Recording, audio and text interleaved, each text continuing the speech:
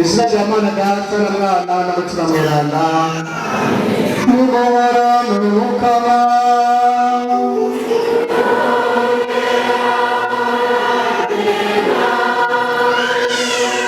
bavukanye bakristo mwese bo muri paruwasi nziza ya Bivo n'abashitsi bose bavuye hirya no hino ndabahaye na mwese ndabaramukije mwese amahoro y'Imana.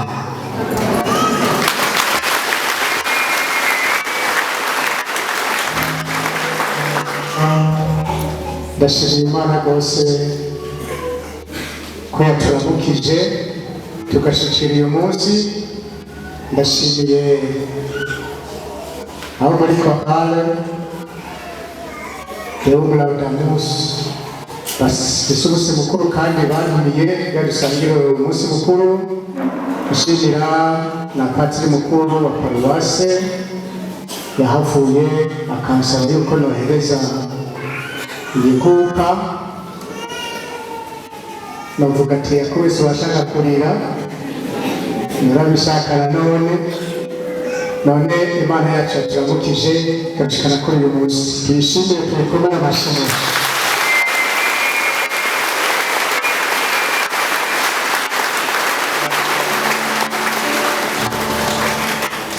Tukeze kandi abaririmbyi muramukanye umunsi mukuru imyaka 20 mukorera Imana mu butumwa bwo kuririmba.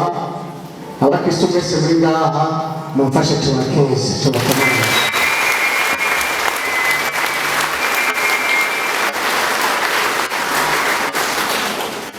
Dusangane kandi abashitsi numvise abo muri Yesu Munyakigongwe baje gufasha kugira ngo uwo muhari uwo mugwi uhese nabo ukora ubutumwa muri iyo paruwase bamamaze ikigongwe cya Yesu Kristo. Tubasangane tubakomere amashyi.